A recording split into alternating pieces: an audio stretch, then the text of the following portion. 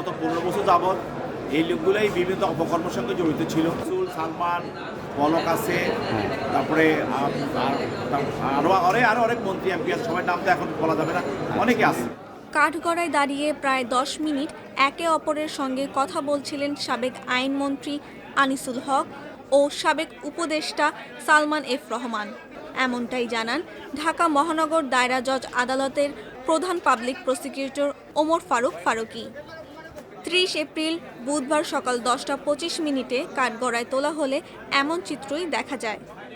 গত 15 বছর যাবৎ এই লোকগুলোই বিভিন্ন অপকর্মের সঙ্গে জড়িত ছিল এবং তারা তখনও কথা বলেছে কিভাবে মানুষকে হত্যা করা যায়, গুম করা যায়, কিভাবে ফ্যাসিজমকে বাস্তবায়ন করা যায়। তো তার কথা তো তারা সবসময় বলেছে। গণভবন বলেন, বঙ্গভবনে বলেন, মন্ত্রণালয়ে তারা কথা বলেছে। এখন তারা আবার একসঙ্গে হলে তারা কথা বলবে, এটা তো স্বাভাবিক। কাঠগড়ায় তারা পাশাপাশি দাঁড়িয়েছিলেন, তখনও বিচারক এজলাসে আসেনি। সালমান ও আনিসুল তার আইনজীবীর সঙ্গে মামলার বিষয়ে কথা বলতে শুরু করেন।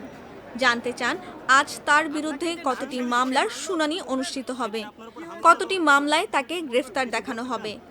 সাবেক বাণিজ্য উপদেষ্টা সালমান এফ রহমান, অবৈধ মন্ত্রী আনিসুল হক এবং পুলিশের সাবেক আইজিপি চৌধুরী আবদুল্লাহ আল মামুন এবং সাবেক অবৈধ ঢাকা উত্তরের মেয়র আতিকুল ইসলাম এবং একজন ছাত্রলীগের সভাপতি একটা ইউনিয়ন পরিষদের নিয়াজ মোর্শেদ, এই 5 জনকে বিভিন্ন থানায় হত্যা মামলা, হত্যা প্রদর্শন মামলায় 12টি মামলায় তাদেরকে বিজ্ঞ আদালতে উপস্থাপন করা হয়। তাদের বিরুদ্ধে রিমান্ড মঞ্জুর করা হয়।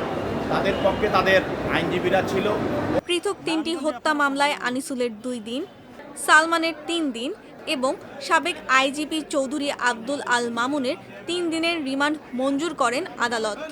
এছাড়া ঢাকার উত্তর সিটি কর্পোরেশনের সাবেক মেয়র আতিকুল ইসলাম, এক্সিম ব্যাংকের সাবেক চেয়ারম্যান নজরুল ইসলাম মজুমদার ও ছাত্রলীগ নেতা নিয়াজ মোর্শেদকে বিভিন্ন হত্যা মামলায় গ্রেফতার দেখানো হয়। শুনানি শেষ হলে কাঠগড়া থেকে আনিসুল ও সালমান সহ অন্যদের বের করে আনা হয়। এ সময় এক সংবাদকর্মী জানতে চান নারায়ণগঞ্জে কি ঘটনা ঘটেছিল।